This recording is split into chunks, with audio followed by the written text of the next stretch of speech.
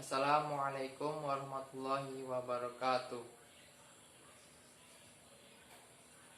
Izinkanlah saya Lukman Hakim mempresentasikan tugas mata kuliah Manajemen Lembaga Pendidikan Islam.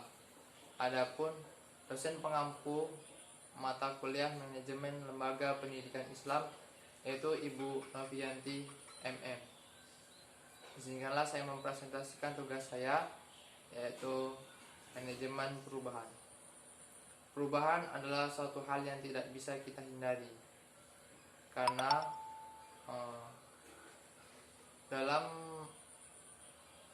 karena untuk mencapai suatu kemajuan melalui suatu proses yang namanya yaitu perubahan. Tetapi yang patut kita hindari itu perubahan itu ada dua. Jadi ada perubahan yang mengarah kepada hal yang positif, dan yang kedua itu perubahan yang mengarah ke hal yang negatif. Jadi yang patut untuk kita hindari itu yaitu perubahan yang mengarah ke hal yang negatif. Oleh karena itu kita sebagai manajer atau manajemen yang bertindak sebagai manajer di sekolah-sekolah, khususnya di sekolah berbasis pendidikan Islam, harus berupaya untuk mencegah agar perubahan yang terjadi di dalam dunia pendidikan ini tidak mengarah ke hal yang negatif. Adapun landasan Al-Quran yang menjadi dalil dari perubahan sosial ini yaitu surah Ar-Ra'd ayat 11. Bismillahirrahmanirrahim. Innallaha la yughayyiru ma biqaumin hatta yughayyiru ma bi anfusihim. Yang artinya sesungguhnya Allah tidak akan merubah keadaan suatu kaum sehingga mereka merubah keadaan yang ada pada diri mereka sendiri. Jadi dari dari surah Ar-Ra'd ayat 11 ini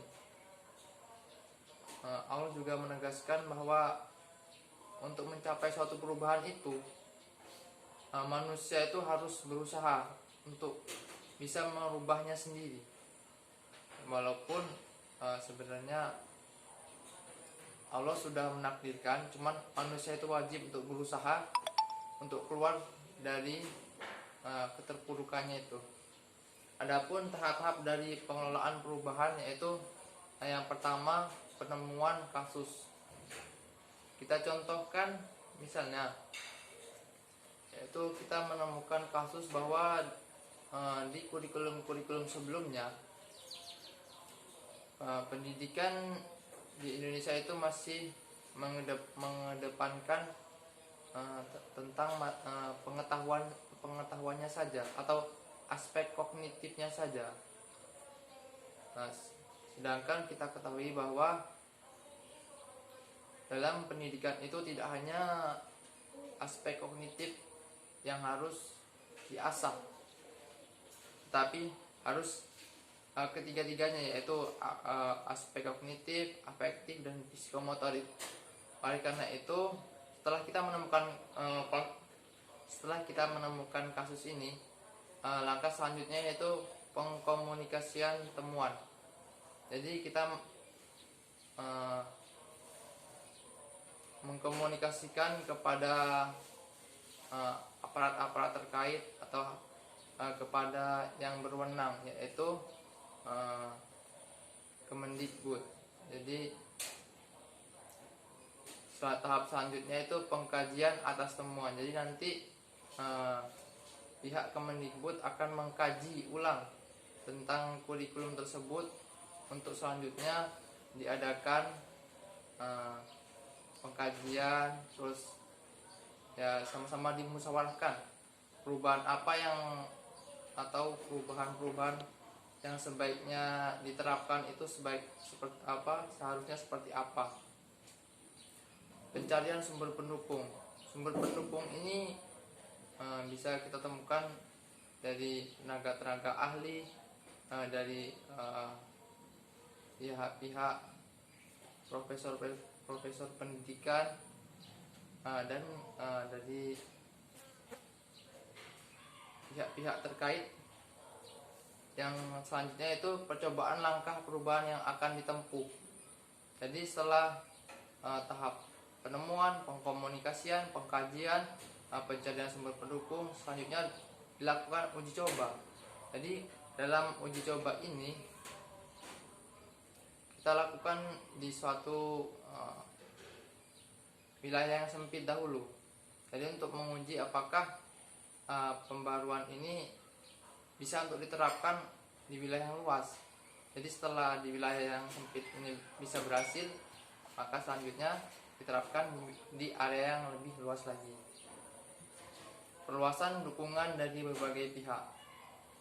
Jadi setelah dilakukan uji coba dan ternyata hasilnya baik, maka harus mendapatkan dukungan dari berbagai pihak, baik dari Kemendikbud sendiri, dari presiden, dan seluruh elemen masyarakat.